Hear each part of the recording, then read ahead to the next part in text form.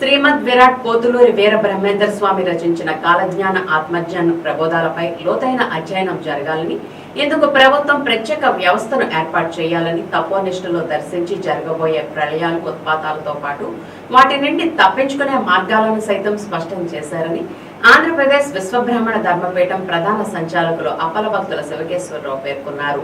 T నర్సాపురంలో ఆదివారం జరిగిన వీర బ్రహ్మేంద్ర స్వామి దేవాలయ వార్షికోత్సవ కార్యక్రమానికి శివశ్రీ ముఖ్య అతిథిగా పాల్గొన్నారు. ఆలయ కమిటీ ఆధ్వర్యంలో గత 3 రోజులుగా జరిగిన వార్షికోత్సవాలు ఆదివారం అన్న సమారాధనతో ముగిశాయి. ఈ సందర్భంగా ఆయన పాల్గొని మాట్లాడుతూ, వీర బ్రహ్మేంద్ర స్వామి వారి కాలజ్ఞానంలో పొందుపరిచిన ప్రతి అంశం తుచా తప్పకుండా జరుగుతున్నాయని, ఇవి విపత్తుల నుండి మానవాళి రక్షణ పొందే మార్గాలను సైతం ఆయన పొందుపరిచారని తెలిపారు. కాలజ్ఞాన అంశాలపై అధ్యయనం జరిపేందుకు ప్రభుత్వాలు అధ్యయన కేంద్రాన్ని నెలకొల్పాల్సిన అవసరం ఉందని అన్నారు. వీర బ్రహ్మేంద్ర స్వామి భక్తులు కేవలం ఆరాధనలు, అర్చనలకే పరిమితం కాకుండా ఆయన ప్రబోధాలను ప్రజల్లోకి తీసుకువెళ్లాలని కోరారు. ఆయన చూపిన ఆధ్యాత్మిక మార్గాన్ని అనుసరించేలా కృషి చేయాలని చెప్పారు. ఈ కార్యక్రమంలో శ్రీనివాస్ చారిటీస్ ఫౌండర్ కటకం శ్రీనివాసాచార్యులు, ఆలయ ప్రధాన అర్చకులు లక్కోజు నాగేశ్వరాచార్యులు, ఆలయ పాలకవర్గం కొక్కొండ శ్రీనివాసాచార్యులు, కొక్కొండ ఈశ్వరాచార్యులు, దేవునిపల్లి రామకృష్ణ, రాయలవరపు దుర్గాచార్యులు, రాయలవరపు చిన్నారావు, కొక్కొండ దుర్గాచార్యులు, సాల్వ కోటి వీరాచార్యులు, కొందవరపు జగన్నాథాచార్యులు తదితరులు పాల్గొన్నారు. ఈ కాలజ్ఞానం, ఆయన చెప్పిన కాలజ్ఞానం కానీ ఆత్మజ్ఞానం కానీ దాని మీద పరిశోధన జరగాలి. ప్రభుత్వాలు దానిలో కూడుకోవాలంటే మనం ప్రభుత్వం దృష్టికి తీసుకెళ్ళాలి.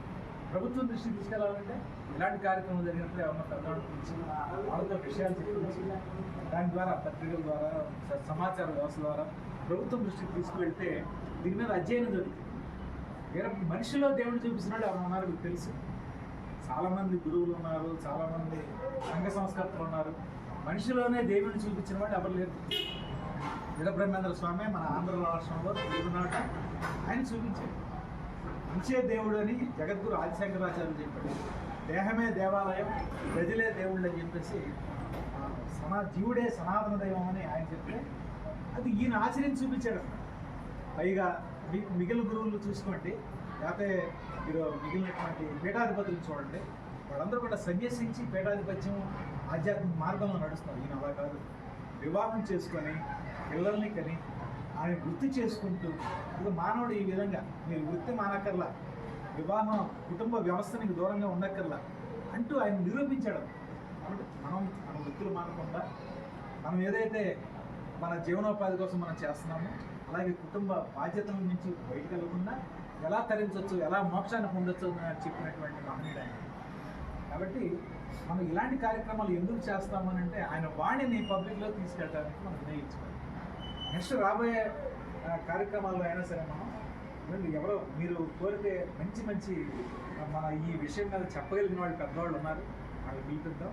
అందరూ కూడా మనం సమీకరణ చేసుకుని భోజనం సుమారు 12 గంటలు ఆరాధన చేసుకుంటాం. కానీ సాయంత్రము ఉదయం అందరం కూడా కూర్చొని వాళ్ళు చెప్పేటువంటి విషయాలు వినే విధంగా మనం ప్లాన్ చేసుకోవాలి.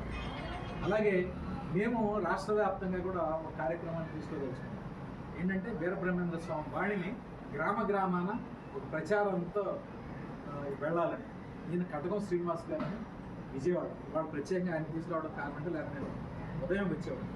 ఆయన సంకల్పం అంటే మొత్తం రాష్ట్ర వ్యాప్తంగా కూడా ఆయన స్వామివారి వాణిని ఒక ప్రచార రథంలో స్వామివారిని ప్రతి గ్రామం తీసుకెళ్ళి ఆయన వాణిని వినిపించాలి అనేటువంటి బలమైన సంకల్పం చేసి కొంత డబ్బు, కొన్ని లక్షల రూపాయలు ఖర్చు పెట్టి ప్రయత్నం చేస్తున్నారు.